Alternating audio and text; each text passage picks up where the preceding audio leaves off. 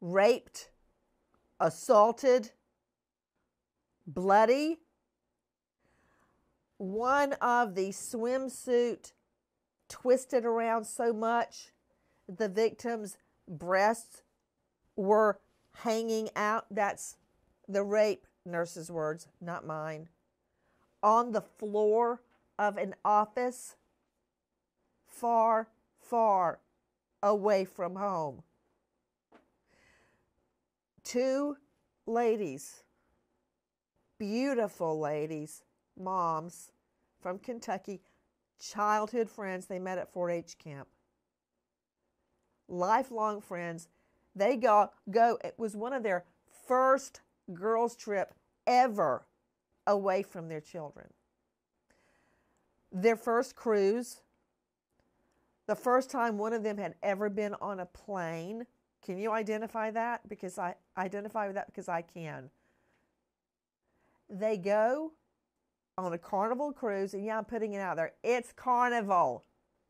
And you know that there are port adventures, right? I love taking the twins on Disney cruises and going on port adventures. It's the best part of the cruise. These 2 ladies go on a port adventure. They are drugged and raped in the Bahamas, and everybody acts like nothing happened. Something did happen. I want justice, and joining me today, the 2 ladies from Kentucky that go on their girls' trip and come home bruised, bleeding, and raped. I'm Nancy Grace. This is Crime Stories. Thank you for being with us here at Crime Stories and on Sirius XM 111. I don't know why. Even the law did this. For years and years, decades, the law required corroboration for a rape case to go forward. Couldn't rely on just the women's account. Why? You don't need corroboration for a bank robbery or an ag assault or a murder, right? But why rape? Why are rape victims doubted? But they are. There was an angel. It was a rape nurse who was there on vacation. I want you to hear what a completely impartial observer had to say when she tried to help these 2 ladies. This is what she told me last night. Listen. Dongayla, which was the one in the floor closest to the door, she was in a 1-piece bathing suit, but it actually appeared to look more like a 2-piece bathing suit because it's one of those 1 pieces that are cut out. Her clothes were very messed up. Her breast was hanging out. She was not covered. She was coming in and out of consciousness, puking, crying, screaming. She looked in a very bad shape. I absolutely knew that they had been assaulted in some form or fashion by the way that they looked, the way they appeared to me. This is LaDonna Batty, very, very experienced nurse practitioner who happened to be on this trip and was called in to help the 2 ladies from Kentucky. Did you hear what she said? She doesn't have a dog in the fight, no skin in the game. And she describes, and can you imagine your mother on the floor of some office in the Bahamas, all bloody and messed up, vomiting in the floor with the swimsuit exposing their private parts? Yet, apparently, officials there didn't believe them. Listen to more of what the nurse practitioner told us last night. I was trying to get her to focus on me and stay with me. So I was asking her questions, what her name was, how old she was, give me your birthday, where are you from, in and out she was, and then she would repeat herself, and then she would scream out that she'd been raped, that she'd been assaulted, please help me, don't leave me, please help me, those kind of things. And I'm trying to keep her calm down, trying to get her to focus, to give me some details. This is really bringing me flashbacks of all the rape victims that I have dealt with over the years of investigating and prosecuting rapists. As I mentioned earlier, very often the law will require in some jurisdictions still corroboration to the woman's account. Well, there's corroboration. They were bruised and bleeding, according to this witness. Listen. Yes, kneecaps, their knees and their shins looked the worst. There was bruises on their knees, down their little shins, little scrapes and abrasions on both of their knees and stuff like that. I was doing my best to try to assess them. I just felt like this was going to be a bad situation that wasn't going to be taken care of properly. Now, that's from an experienced nurse practitioner. Joining me right now are the two Kentucky ladies to whom I've been referring, Amber Shearer and Dongayla Dobson, lifelong friends since 4-H camp. Ladies, thank you for being with us. Thank you for having us, for sure. First for sharing of all, our story. Let me start for with believing us, because I do. In this culture, nobody seems to believe when you say something like that happened. So thank you. I believe you. I believe you, and I want justice for you, because I know right now your heads are spinning, but in the years to come, you're going to look back and you're going to want to know that the rapists are in jail. And not only that they are being punished, but that other women like you are not being raped and vomiting with your breasts exposed on some floor of some office in the Bahamas. Because really, Amber, you really think this was their first time doing this? No way. I don't believe it was their first time, because when they came in the office and we were forced to identify them, they walked in as if nothing was wrong. And we freaked out, screaming, asking them, begging them to get them out.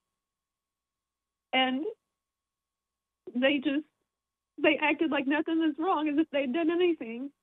So, think about what you're saying, Amber. If you were charged with a felony and you were brought in and somebody said, oh, yeah, she's the one that shot me, you'd freak out, right? These guys were like, let me start at the beginning.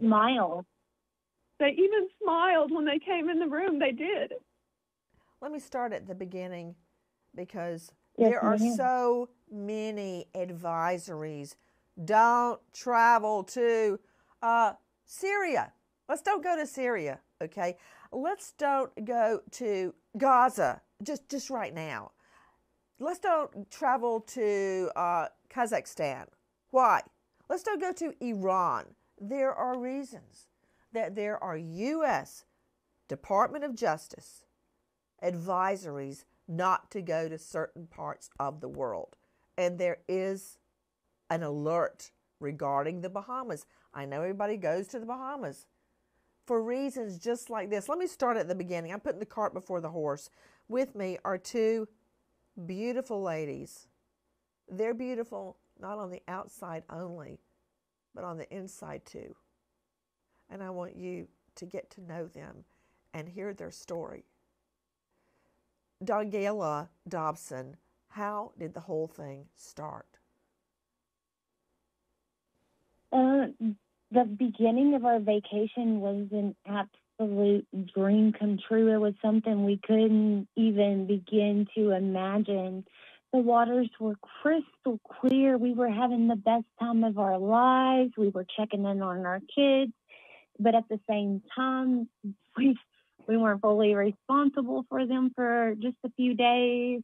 It was great. We went and we did a dolphin excursion where we got hugged the dolphins, and they gave us a kiss, and we got pictures. Hugged them. And we hung out on the beach there. This was in Nassau. The last day, day 4, we were supposed to stop in Freeport. So when we stop in Freeport, we are assuming that we are safe. Like this, we tell them we want to go to the beach, Carnival staff, as well as all kinds of like people at the dock, like staff members at the dock. And they were telling us, okay, if you want to go to the beach, this is the table you need to go to. Go to Pirates Cove, and there were pamphlets on the Carnival Cruise for Pirates Cove. Okay, hold on just a second. You're hearing Dongayla Dobson and Amber Shearer. These are the two Kentucky ladies that were brutally assaulted on a Carnival Cruise land excursion. So you're telling me that, first of all, which one of the Carnival Cruise ships was it? Carnival Elation. Right, Carnival Elation. That's a huge ship. And was this, you're saying that there were pamphlets on the Elation about where you went? It was Pirates Cove, correct? Yeah, there's a whole guest services desk that has pamphlets and excursions and things that you can do while you're down there. And then when you get off the boat, you've cruised before. You know they have all the little tables and all the little lines, and you just tell them where you're trying to go, and they point you to the line, and you're on this shuttle with other people from your boat that want to go to the same place. And exactly. And I've always felt so safe doing that with David and the twins. We've been to a coffee plantation and an orange plantation and a monkey reserve, just all sorts of land. They call them port adventures. So you found out about this Pirates Cove. I've seen photos of it where there's like a tiki bar, there's a zip line, there's a beautiful beach. It really looks fun. Yeah, water slide. And so you get on, I guess, a bus, because it was a bus taxi, and it takes you to Freeport. Like 15 people. What? Well, we were already in Freeport. It took us from where we docked in Freeport to the beach. To it was Pirates like Cove. Maybe a 15, 20-minute ride. Yeah, to Pirates Cove. Okay, then what happened? So we paid our taxi fees, and we paid to get into Pirates Cove. And then immediately, Dongayla and I just kind of went off to the left. We were away from everybody. We wanted to take, cute pictures. We're on vacation. We're both gastric sleeve patients. We've reached our goal weight. We wanted to look sexy for our boyfriends, for our husbands. We wanted to feel like sexy women. This is Dongayla. I just lost 135 pounds. I just met my goal the week before we went. Wait, is this Dongayla? Yeah. You lost 135 pounds? Holy moly. Okay, I got to write that down on my fact sheet. You need to celebrate, woman. And this was that. Have you guys, is it Amber's? Is this whose first girls trip is this? It was my Amber. This is me. It was my first girls trip, and I'm actually the one who encouraged Dongayla to get the gastric sleeve, because I was working in the operating room, and Dr. Tran, a wonderful friend of mine, did my gastric sleeve. I started out at 400 pounds, and I now weigh 150 pounds.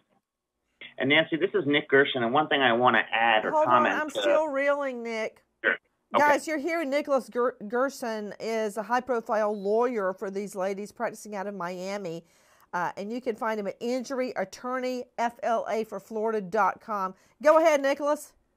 Sure. I just wanted to add to what my clients were telling you about how they learned about this excursion in the first place. And not only did they learn about it on Carnival ship, not only were they taken away on a shuttle at the pier, not only did they see the pamphlets, but Carnival actually markets this specific excursion on their website. I saw it. They published it, and you can purchase it on their website. There were even reviews about the excursion on Carnival's website. So any suggestion that these women, my clients, just seem to, as Carnival stated in a statement, independently went on an excursion as if they just picked this excursion out of a hat is not well taken. Hey, Nicholas, I hear you. Every time I've taken the twins on Disney cruises, by the way, they're 16. I still haven't had a girls trip, FYI. That said, Nicholas, every time I've taken them on a Disney cruise, I go online just like you're saying, and I can see Amber and Dongayla doing this because you're looking forward to the trip, and you know, it's kind of like a mental escape from all the work and everything you do every day. And so you look at what you're planning your trip. And they have these beautiful excursions, port adventures. And they encourage you to book them online ahead of time so you're not shut out of it, because they're very sought after. So this was an official trip offered by Carnival Cruise. It was one of their port adventures that they advertised for you, on which you can go. So I think, was I talking to Dongayla? Amber, what happens is, so you guys get there, you've lost all this amazing weight. It's amazing. And you want to take pictures of you at the beach in your swimsuits. And then what happens? So we were taking these photos, and then we decided to change bathing suits. So the bathing suits that you've seen, that we were raped in, the black bathing suit Dongayla was in, the orange one that I was in, those were bathing suits that I got for my boudoir shoot for my 30th birthday for reaching my goal weight. So we thought we wanted really sexy bathing suits to send back home, like pictures, you know, in the Caribbean, like the Valentine's Day for my husband. Like we were gonna put what these did you up. say? These were gonna be like. Oh, I said I really wanted these for Valentine's Day for my husband, but now I can't even bear to look at them. So okay, wait a minute. Okay, I'm just having a moment here. Let me bring in our shrink. Sadie Whitelocks, I'm getting to you. We have an incredible travel editor for dailymail.com who had her own personal experience of danger in the Bahamas. Scott Johnson, forensic psychologist, joining us out of Minnesota. 32 years dealing with sex predators and their victims. Scott, I don't know if you can relate to this, but if you can't, you need to get plugged into this. That's very important to ladies. You know, that they look good in those pictures, because you want to, I like showing pictures to my twins, right? And just thinking of these two ladies, they lose all this weight and they get to the Bahamas, and then they want to put on the perfect swimsuit, the orange and the black for the photo. And this happens. Did you hear her say she can't even look at the picture anymore? And did you hear what she said? Hers was orange and mine was black. You know what I remember right now? I remember what I wore to my fiance's funeral. I've never worn it again. I can't stand to even look at it, but yet I can't throw it away. They remember I had on the orange one, she had on the black one. How do those things, those details stick in your head at a moment when you get raped, but you remember that detail?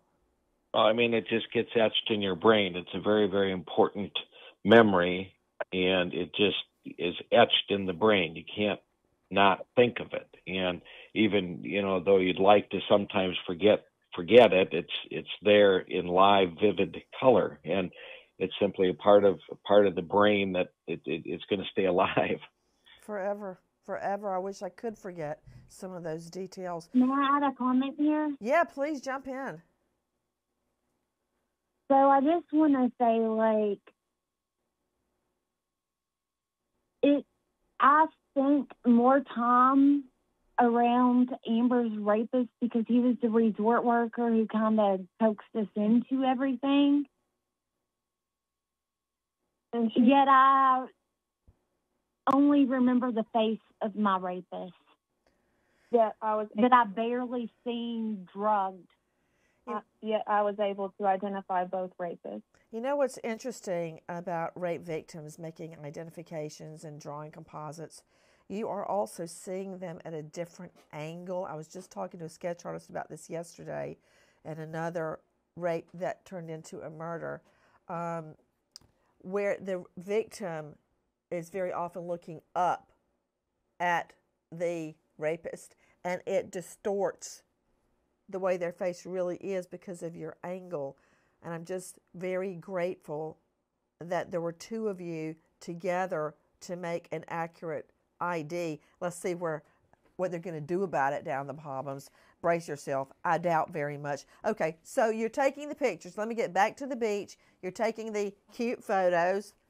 God bless you, losing 135 pounds. Yes. So then what happened? Yeah, so we were taking these photos. We had our phones out. We were taking photos, and we noticed one of the resort workers was avidly staring at us. And we were like, okay, well, we're getting attention because we're wearing these sexy bathing suits. That's, we've been wearing cheeky suits the whole time we were out because it was our momcation. We look good. It's the first time we've ever felt It's the first time we've ever felt sexy or confident in our own bodies. Well, I mean, you keep saying sexy swimsuits like you were doing something wrong. I mean, you had all your body parts covered up. There's nothing wrong with wearing, I mean, I hear this in every rape case. Why was she out jogging in a sports bra? Why did she have on short skirt? Yeah, it's the same thing. Yes, you had on sexy swimsuits. It doesn't, this is not your fault. The hate comments we get often say, well, if they look that good, we would rape them too. We would get them like savage animals. Like those are the things that people are saying to us over and over. What's wrong with these people? Okay, first of all, you got to quit looking at social media. If I read everything on Twitter, I would be hiding under the bed right now. True, some of it is completely accurate. It's not just on social media. I mean, it's not just on our feed. It's people private messaging us. Right, and there's people out there that, the power assertive rapists who are these two rapists believe that they have a prerogative to do what they do, and that the victims, in the sick, perverted way that the offender's thinking, the victims provoked or asked for this. And yet there's no truth to that. And yet you've got a whole society who want to continue to blame the men who do this and blame the victim who, if you personalize it, if it's your wife, your family member, your daughter that's a victim, you certainly see what we're saying here about how wrong it is. But if you're not relating to it, you continue to defend the rapist for their justification for how they felt they were needing to or had the right to do a rape.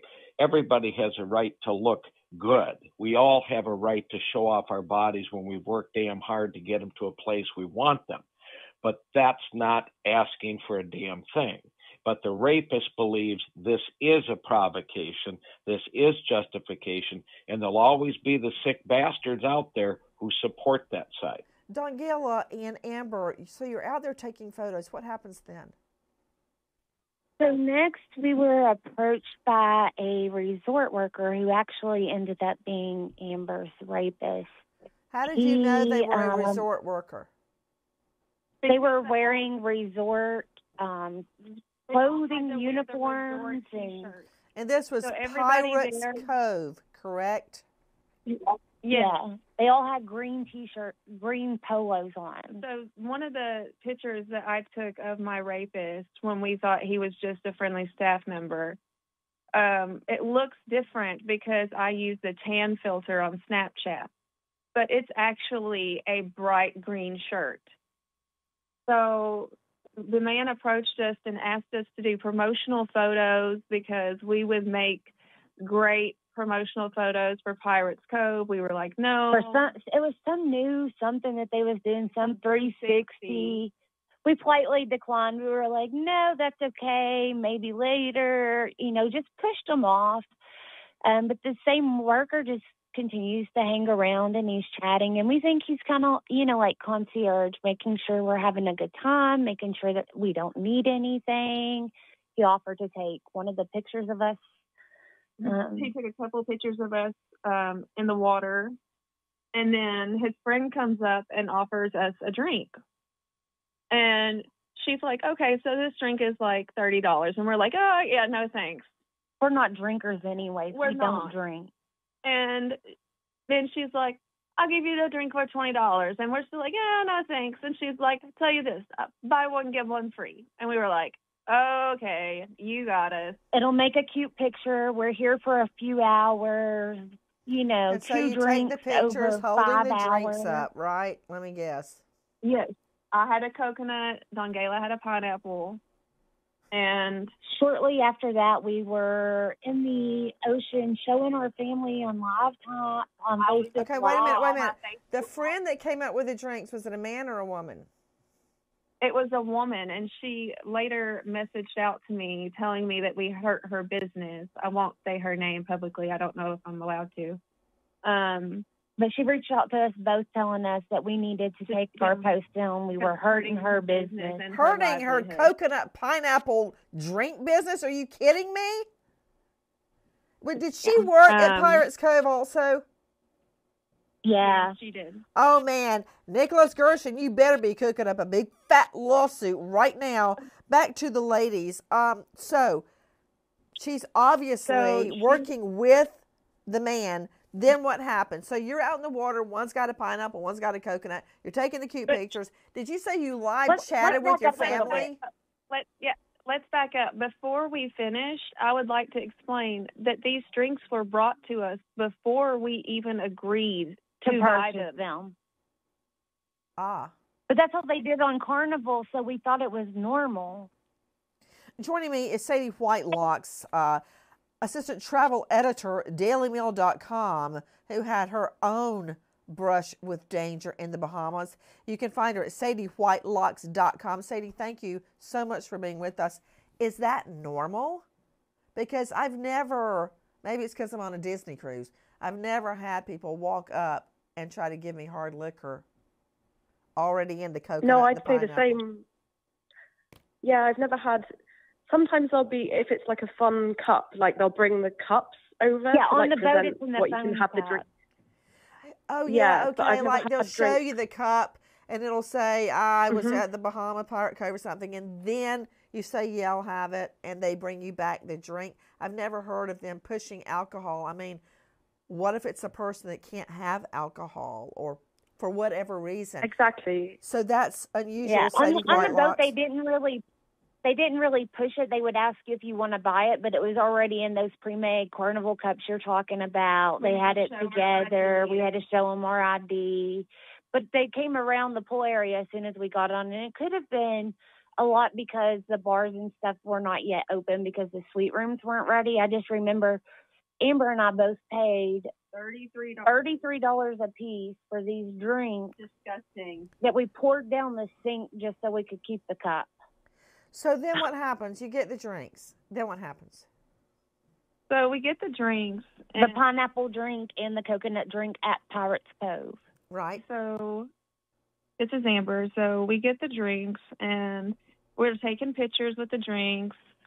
We take a picture with who later becomes my rapist. And then we decide to get on Facebook Live. Yeah. So we're in the Caribbean. We're on Facebook Live. We're stumbling around, like we're showing everybody. And you know, like we had said, just 20 minutes prior, we had just talked to our family and friends. We had just FaceTimed our kids through Facebook Messenger. I mean, So, you think this is only a 4-day cruise, right? Yes. What, Well, no, you it think, was a what can 5-day go wrong cruise. in 4 days? 4 nights. Okay, then what Yeah, happened? 5 days, 4 nights. Gotcha. So we were on my Facebook Live, and Dongayla and I were in the ocean, and she like fell in the water, and I was like, oh my gosh, she's had one too many, you know, and we were just kind of like joking around. But we had only had one. But as gastric sleeve patients, when we say we've had a drink too many, we literally mean a drink too many, not a beverage. I don't know what you mean by that. So like a sip. Like literally, when we say a drink too many, we mean one drink. Like we have Gotcha. We have to sip. We can't chug. We have to drink very slowly. When you say you've overeaten, we say a bite too many because it's literally one bite's the difference between being okay and vomiting. Oh my goodness! Now I understand. So this drink really affected you. Point. Yes. So essentially, gastric sleeve is part of what saved our lives because we had to vomit so much. And my stomach only holds a cup right now. Yeah, I'm And 4 even I'm so, 4 years out, even and with Dongayla's a year the out. gastric sleeve surgery, you still had enough in you to completely black out. There must have been something very powerful in those drinks. Do you believe, Amber and Dongayla, that the drugs were in the drink? Most certainly. That's the only thing that we had to eat or drink the whole entire day. Yes, ma'am. It's the only, besides a coffee that we got before we left. I mean, we I felt fine. I agree. We had a coffee. We were fine. We took a video. We were fine. We were fine until we had those drinks. Within minutes of drinking Probably 15, 20 minutes. those drinks, we were stumbling in the ocean on Facebook Live, and our family and friends were messaging us And calling us like, are you sure you're okay? Are you sure you're How safe? many drinks have you really had? Like, there's no way. Let me go to your lawyer, a high-profile lawyer out of Miami, Nicholas Gerson, at Injury Attorney Florida, FLA.com. Nicholas, what they're saying can easily be verified with receipts. On those cruise ships, they know what you charge to your room. They know what buffet you went to. They know everything because it's all computerized. When you get a drink or anything at those resorts, there is a digital record of everything. So if they had coffee before they went to Pirates Cove, a Carnival-sponsored port adventure, and they get there and all they have a drink, there's evidence of that if it's not destroyed, Nicholas. That's correct. Typically on a cruise ship, you're given something called a sail and sign card, which is used to document everything that you purchase on a cruise ship. In this particular scenario, I don't believe that the sail and sign card would have any information as to what was used at the resort. But what we do know from our preliminary investigation is that there was a toxicology investigation conducted. There was a urinalysis taken. There was blood obtained, and we've actually asked for that information from Carnival. We've asked Carnival to provide us with the lab work, with the reports, and the response that we've received essentially is none. They told us via letter just the other day that they received our preservation of evidence letter, which is a letter that we typically send out in any sort of cruise ship incident, especially involving rape or sexual assault. And we've asked them to not only preserve whatever evidence they have, but to provide us with copies of the records that they possess for our clients. They're not entitled to just withhold the information, and more often than not, what lawyers like me are required to do would be to actually file a lawsuit just to obtain some of the preliminary information because they don't or they won't provide it to us voluntarily. So to answer your question, we believe that there is going to be forensic evidence that will not only corroborate what my clients are telling you what happened to them, but there will also be forensic evidence and reports that document what drugs were in their system. And it should also be noted that when the toxicology was conducted, I don't believe that it was conducted. We're still trying to find out what the time all this information was, when the investigation took place, but it was many hours after the incident. So in cruise ship crime cases, there's often a delay in reporting, and there's a delay in the cruise line's investigation into what happened, and they just use that to their benefit as a strategic advantage to try to discount what passengers or people on their vessels, or in this case, what my clients say happened to them in the Bahamas, didn't take place. You know, another issue you're going to have to battle, Nicholas Gerson, is lack of witnesses in that on cruise ships. When everybody gets off that boat, they're gone. You can't put Humpty Dumpty back together again. You can't find all those people, which makes these toxicology reports that more important because you're going to be relying on them. And I can tell you one thing from trying more cases than I can think and I can count. The fact that they haven't handed it over pronto, there's a reason they haven't given it to you. I can only imagine why. Guys, with me is Nicholas Gerson, who is the lawyer for Amber and Dongayla. Okay, so you're out in the water, you're FaceTiming live with your family, and they're like, what is wrong with you, Mom? And they notice something is wrong. What's your next memory? I remember we decided we needed to get out of the water. We had to get out of the water. We were both scared that something was going to happen because if we can't even stand up in this water, like, we're going to die. So we get out of the water and we decide, let's go look for shells for our kids. Let's see if we could find any of the cute little conch shells or whole pieces. And I did actually find a small piece of a broken conch shell that is absolutely beautiful. And so the resort worker, he's still with us at this time, and he's telling us, oh, I know exactly where to find them. They're just right over here. Come follow me, and I'll show you. And the next thing I remember, that's just hurting me to hear it. Sadie Whitelocks, you are a travel editor for dailymail.com, one of the biggest websites in the world. I mean, this is so obvious. Asking them, do you want to pose for a commercial? Hey, I know where some shells are. Follow me. It's so obvious. They give the ladies the drink, and then they lure them away.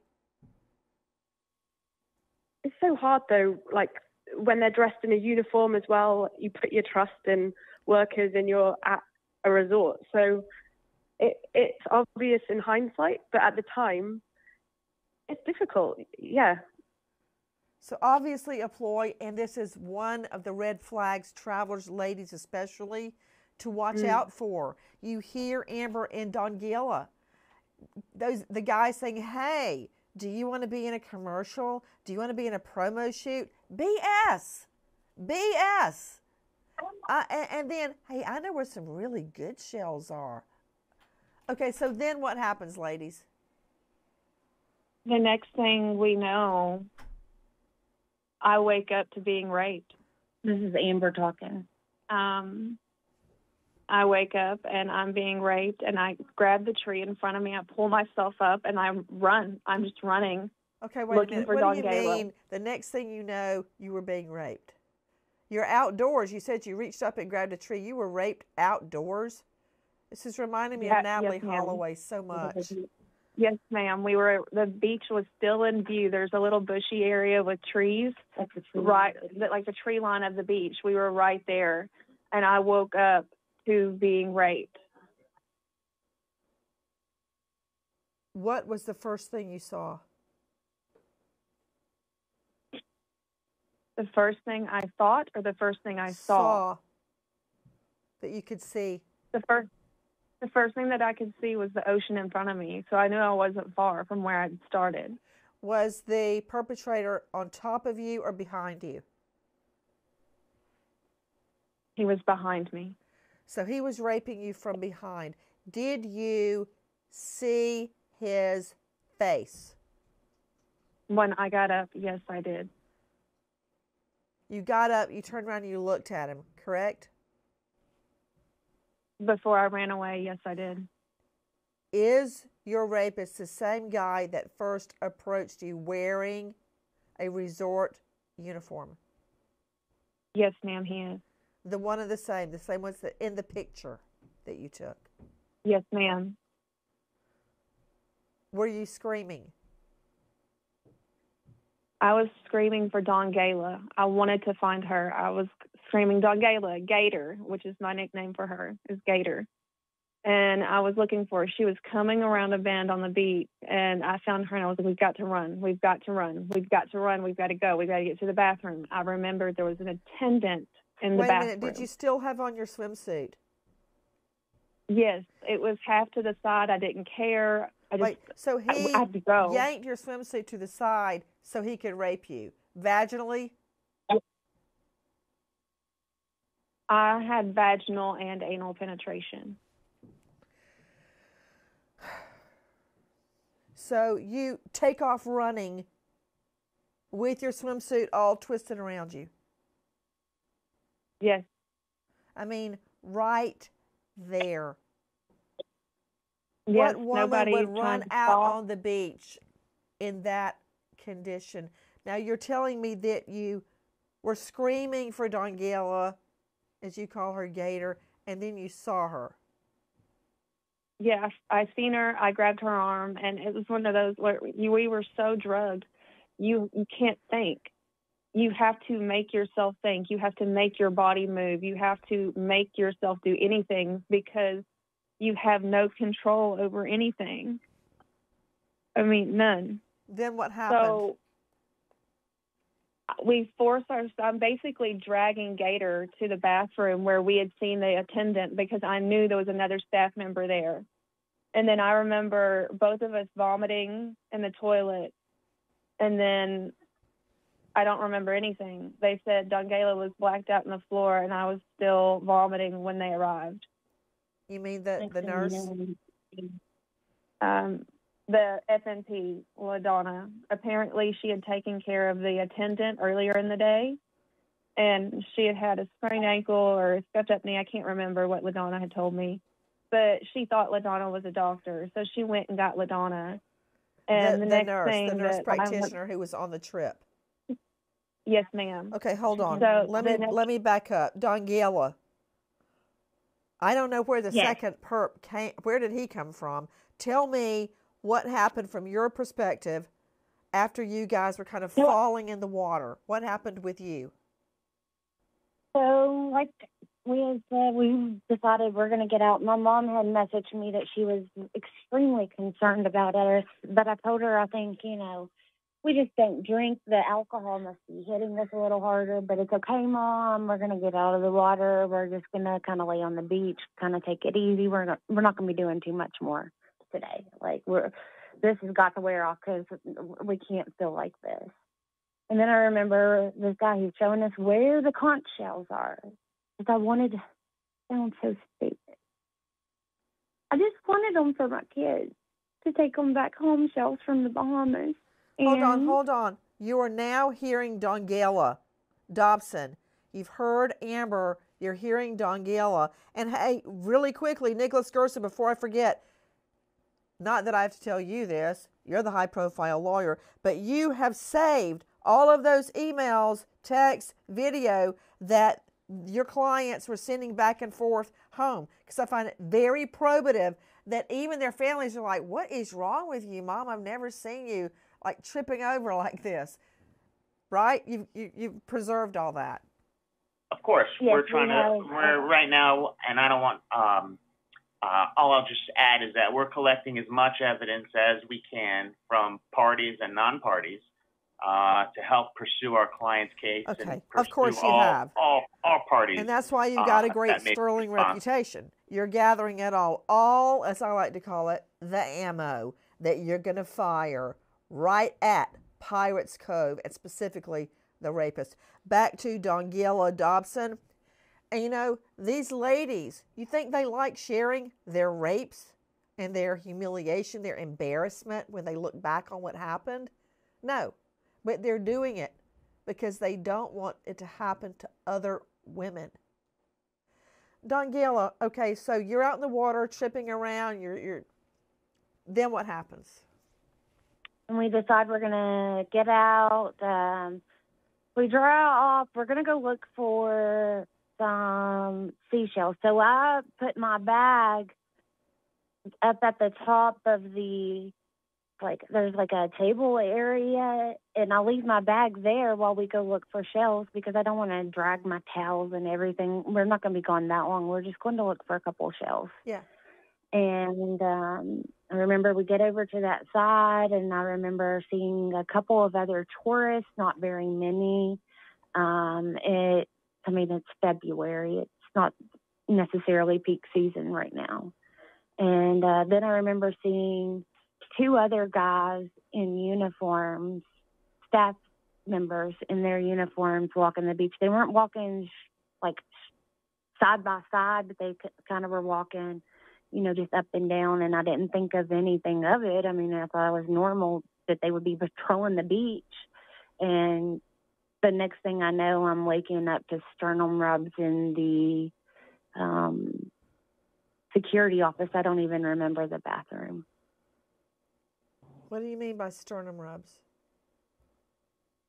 So a sternal rub is what we do to a patient to kind of bring them to when a patient is fainting.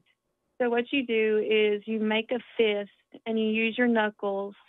You place it in the middle of the sternum and you rub as hard as you can. And that's what they kept doing to Dongayla and I to keep bringing us back. Stars, you were in Because such we bad kept fading shape. away. Are you guys nurses? I'm in the medical field. Dongayla is not. I'm just trying to take in everything you're saying. So, Dongayla, you come to, for lack of a better phrase, you're lying in the floor. Are you still in your swimsuit? Yes. And how do you know you were raped? I have a very brief recollection of being pushed down and then face forward, and I remember a glimpse of his face, but he just had this distinctive face. He was an older gentleman, and he had like a goatee, and I don't know how I remember this, but I thank God each and every day I was able to remember that. So you saw his face? I saw his face. In daylight? In daylight. And you were not wearing glasses or any type of corrective contacts? No. How close was he to you when you saw his face? Maybe 2 feet. Was he in front of you or behind you? Did you have to turn to look at him? I know that he was behind me at some point, but when I saw his face, he was in front of me. In front of you, standing on top of you? Yeah, like walking past me, like as we were looking for shells, and then then I remember him pushing me down. So I seen him in front of me, but by the time he pushed me down, I no longer could see him, and I don't know anything else, like I said, until we get to the security office at Pirates Cove. I don't have any recollection of Amber finding me. I don't have any recollection of being in the bathroom. I don't recall that. And that is exactly why rapists use things like roofies. Think about Bill Cosby. Those women come over for an interview or to get mentoring, and they wake up and their underwear are on backwards and they have no memory of what happened. No memory. So let me ask you this. Dongayla, was your swimsuit in place or was it out of place? I don't know, but I do know LaDonna had told me my swimsuit was extremely out of place. I was the one that she was describing as completely exposed on the bathroom floor when she walked in. So this is Amber. Dongayla's swimsuit was exposed. So what do you mean by that? Just tell me straight out. So the bathing suit itself was like a cross top, and my boobs were all out. But it had a cross top, and her breasts were exposed because the cross top had come off of her breast and slid up, and her breasts were literally hanging out, one hitting the floor and one just lying there. Vagina hanging out, probably. What about the bottom part of the swimsuit? Her vagina was exposed as well. I do remember feeling the burning sensation inside of my vagina when I woke up and knowing something terrible has happened to me. And then I feel semen and bodily fluids running down my leg.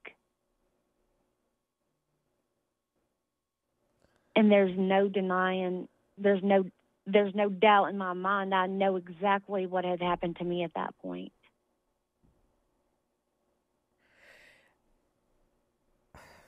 Then what happened? What do you recall happening next? I recall us going into, being in the security office, and I remember I kept coming in and out of it, and Amber would come in and out of it kind of almost at different times. We kind of just took turns going in and out of it, but I remember the lady, one of the security members at Pirates Cove, pulled up security footage, and she was able to find the man that attacked Amber. And it just so happens that I was able to give a good enough description that my perpetrator just happened to go into the security office at the same time as I was explaining him to her. And LaDonna actually seen him outside, and she was like, "That's him. That's him." And so they brought him in, and I was able to identify his face in person then and there and say, "That for sure is him. That was him." LaDonna had seen, this is Amber, LaDonna had seen the man that had been following us all day long, the man who had raped me. So she immediately knew who he was. And then with the description Dongayla gave, they were able to see who he was too. Was he also in a resort uniform? Yes. Did you He later apparently worked learn the that zip they? line, I heard. Did you later learn that they did in fact work there? Yes. Amber's rapist had started one a week. She said that the lifeguard said, and he's been here less than a week. This is what gives us Bahamians a bad name. And then the other one, I don't know how long that he has been there, but I know that he works there for certain because I have been in contact, or people will just kind of reach out to me and let me know, especially from the resort that's seen us in that situation, the lifeguard, and let me know that he indeed was a staff member. He did indeed work there, and he had worked the zip line area, which is nowhere near anywhere where we were. He was there predating, as experts say, looking, like hunting for a victim. Who said, "Hey, this is what gives us all a bad name. He hasn't even been here a week"? Who said that? The lifeguard. Okay, Sadie Whitelocks. First of all, let me just say to Amber and Dongayla, I feel right now the same way I did so many times trying a rape case. I hate putting the victim through the retelling and the reliving, because very often they then will have renewed nightmares or daymares or night terrors because of having to relive it. But I want you to know We live them often. I'm just so sick for you and so sorry for what happened, because it's going to be with you the rest of your life. To you, Sadie Whitelocks, you had a brush with danger in the Bahamas in your capacity as a U.S. travel editor for DailyMail.com. What is your reaction and your advice after hearing Amber and Dongayla's story? And I believe what they are saying completely, because I have an impartial witness telling me facts that corroborate everything they're saying. What happened to you in the Bahamas, Sadie? Well, it was something completely different, but I think I just learned from a very young age that basically I was on vacation with my family. I was around 11 years old, and we spent a good few days on this stretch of beach, and it seemed really idyllic. It was like paradise. There was this guy who came along, we called him Coconut Joe, and he had a machete, and he'd like serve fresh coconuts on the beach, and we felt safe. I was with two children similar age, and we went off alone, and our parents didn't worry, we were playing in the sea and things like that. We got home back to the UK, and on the news the same week we were there, and the exact location, two women had been murdered, and their bodies were found And it was like the lady was saying, in the Bahamas, was kind of just set back from the beach. There was a tree line, and that's where right. they were found. But it was very unnerving as a child, thinking that we'd been in this apparently safe environment. Well, you know, I just can't help but think about to Sadie, Scott, Nicholas, Dongayla, and Amber about Natalie Holloway, because she was drugged by a local at Carlos and Charlie's near the cruise ship. She was taken out on a beach near the tree line where she was raped and killed. And even in light of this horrible thing that has happened to you, I got to tell you, I praise God that you're alive. Thank you so much. How are you getting through your days now, Amber? How has this, I know you're getting horrible, horrible hate mail and nasty comments. I'm not quite sure why, but how has this whole thing affected you and your family? So my children and I have temporarily moved in with Dongayla because Dongayla and I don't feel safe unless we're together. And where I'm not married, it's easier for me to pick up and move, and we can just transport my kids. Neither one of us are able to work. It's just too stressful. It's too much. We feel overwhelmed. We can't be around people. We have panic attacks when we go into Walmart. Anything day to day, like we can't go get groceries. We can't. Little noises scare us. Anytime we close our eyes, we see a rapist. Dongayla has been through a lot. She has had countless panic attacks since we've returned. She's not been able to function properly. It's been really, really hard on her. She can't be left alone. I mean, she wants me with her 24/7. It's one of those things where neither one of us really want to be separated. And I don't know. That's about all I can say. Scott A. Johnson joining me out of Minnesota, renowned forensic psychologist at forensicconsultation.org. Scott,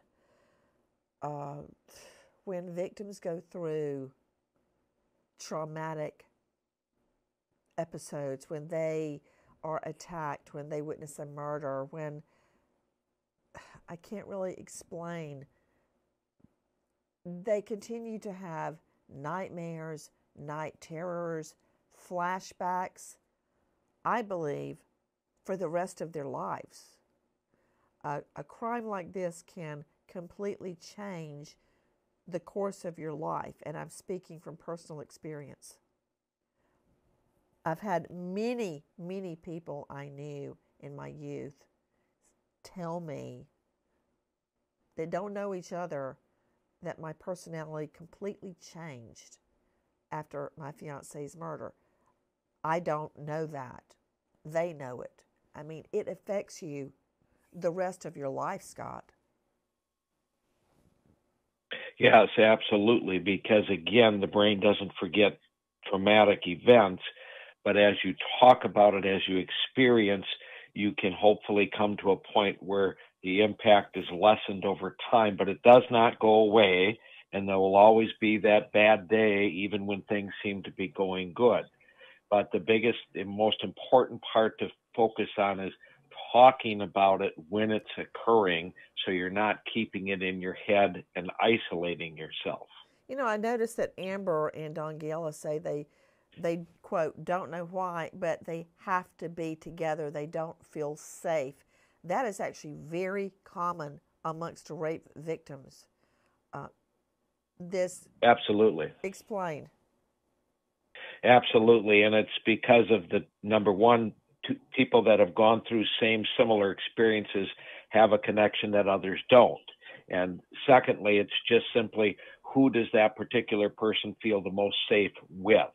And so in this case, both of them have been through similar and experience, obviously, and both trust each other and feel safe with each other. Plus, they know each other understands. They don't have to explain to each other what the hell happened or what they're going through. When they have a daymare or nightmare, they can simply talk to each other, but they get it because they both likely experience similar things. So it feels safer to be together. Yeah. Right. Amber, question. In the Bahamas, was a rape kit performed on you or Dongayla? A rape kit was not performed on us until we were on the Carnival Cruise Ship. How many hours later was that? That was at about 2 o'clock. And I remember LaDonna having to get on. She kept saying she had to leave at 11:45 to get on her bus to get back to the Elation. So our rapes, I don't know the exact timeline when our rapes happened, but somewhere between 9:30 and 10. So that to 2 o'clock, I mean, okay, so sperm would still exist at that time. It is starting to break down. No, but the Bahamians made us urinate. Why? What? They made us urinate and collect toilet tissue, and they said that would provide evidence, and that would be enough evidence for a rape test. And I was like, that's not true. That's not true at all. Did you get a rape kit on the ship? It's fine. We got a rape kit on the ship. But they kept telling me that toilet tissue would suffice, that semen would suffice to identify our rapist.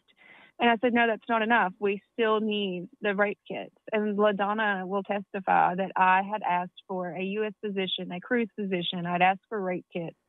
Toilet and they had paper. Tried to threaten us. Yeah. I mean, when and they go tried to abroad, threaten us with, people, when you go abroad, you are lulled into a false sense of complacency. You're on vacation. You're having a good time. Your defenses are down. Can you hear me? They told these ladies, oh, just TT and the toilet paper will be fine. That's a rape kit. What? I mean, it's almost as if they're actively engaged in a cover-up. But, ladies, what is your message to women listening today? Dongayla likes to tell people that 2 is not enough. 2 is not safe. You need to travel in pairs of 4 or more. We both encourage people to drink drinks if they want to on vacation, but make sure their drinks are sealed. You cannot always trust staff members. You must be vigilant. You must be your own advocate and speak up. Speak out if something doesn't feel right. Amber, what is your response to all of those trolls sending you these hateful messages after what you and Dongayla have already survived? It's funny you say that, because just yesterday, Dongayla and I went, and we didn't feel ourselves after our rapes. And we both cut about 7 inches or more off of our hair. And we both posted pictures. And these trolls are even sharing our pictures somehow on Facebook. But, with my message, I said, I'm trying to live day by day, smile by smile. And that is so true, because it's these small victories that I get. The smallest victories are the biggest victories for us, because everything is hard. Everything is complicated. A small victory like what? We were talking earlier about, it being hard for family members when you come back. Do you know how hard it was when we came back and our children tried to jump on us or touch us and we flinched? Those are our children. Those are our children, and we pushed them away.